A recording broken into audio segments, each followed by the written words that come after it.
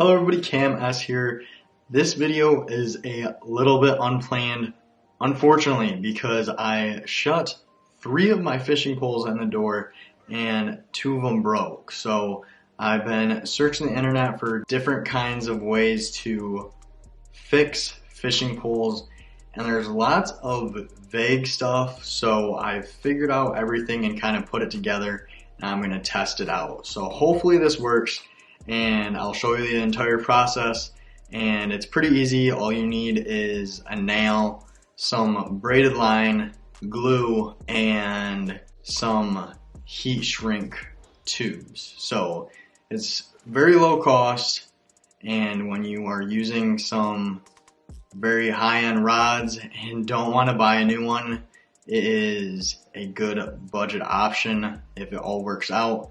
And even if they aren't high-priced rods, it's still quite a bit cheaper than going out and buying a new one. So hopefully it works at the end. Hopefully we can get a good look at it and figure out how strong it is and if it will work for this fishing season. And unfortunately, it was one of the rods that I've never used before and one of my most expensive rods. So I guess without further ado, we can get working on it. First off, you need to take a nail and cut both ends off of it so it is more like a wire or a rod. Next up, you need your adhesive, and I heard epoxy or hot glue works very well, but I am using some flexible super glue, which is supposed to bend well when it dries. So anyways, you try to get as much down in the actual rod itself, and then you need to find your nail and put some on just half of it for now. And I am starting at the smaller piece first so that I have a little bit of leverage when I put the 2 pieces of rod together. And at this point, make sure your heat shrink tube is on and you can put your nail about halfway into your pole. At this point, since I'm using super glue, it's going to dry pretty quick, so I'm going to let it sit here and dry so that I can have a little bit more leverage when I'm putting the nail in. Now you can repeat the process for putting the glue on, and make sure when you put the nail back in that your eyelets are all lined up so that you have a straight rod.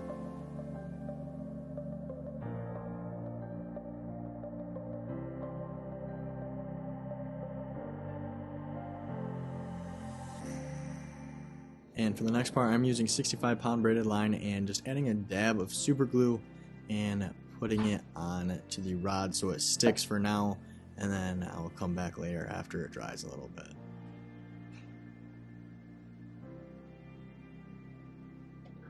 Now that it is dry, you can add super glue as you go and wrap the line around it. This gives a little bit more of a base for the super glue to stick to, and when it all dries up, it should give a harder coat for the outside of the rod.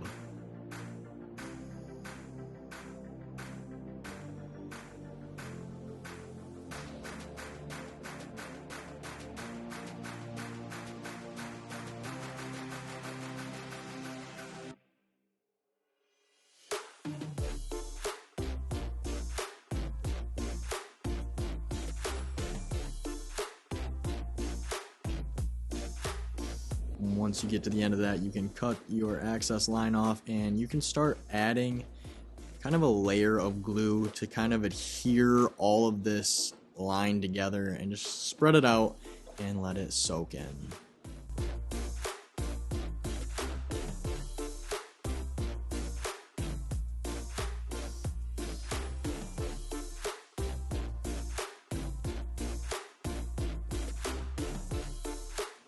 After you give the glue a little bit to dry, you can slide your shrinking tube down and add heat.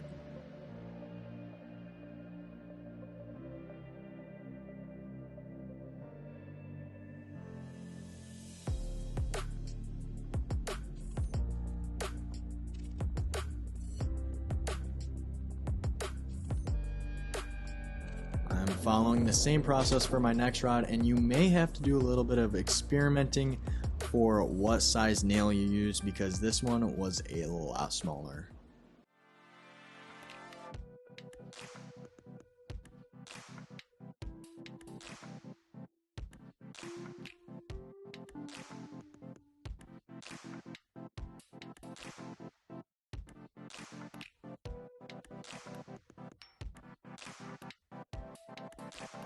It has been 24 hours since I've done the whole gluing process, and unfortunately on my more expensive rods of the two, I forgot to put the shrink wrap tube on the pole first before I actually started gluing it together, and I had it all wrapped up and realized that I didn't have the shrink wrap tube on. So I kind of stretched the tube out and was pulling it over the top two eyelets, and it caught on the last one, and as I was pulling it, it actually broke the nail off inside the fishing pole. So unfortunately there's no repair for that one anymore because there is a nail with dried glue in it in the hole of the fishing rod. So I was not able to get that out, so that kind of beats the whole process of me being able to fix it. So the other one that I worked with first, the nail fit a whole lot better inside of it. In the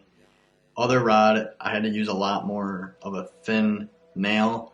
So I don't know if that had anything to do with it or not. But this had a very good fit, and it turned out pretty good looking. It looks almost professional.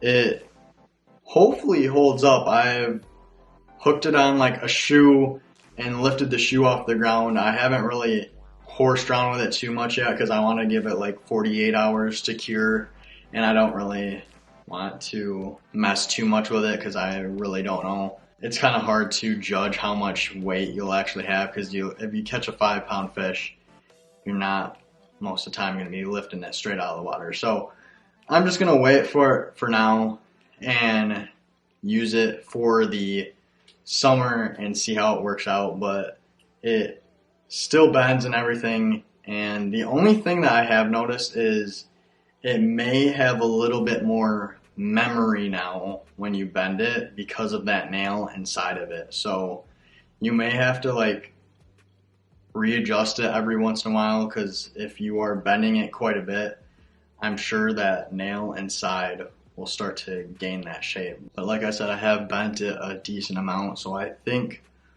for the most part it should hold up alright as long as you're not beating on it.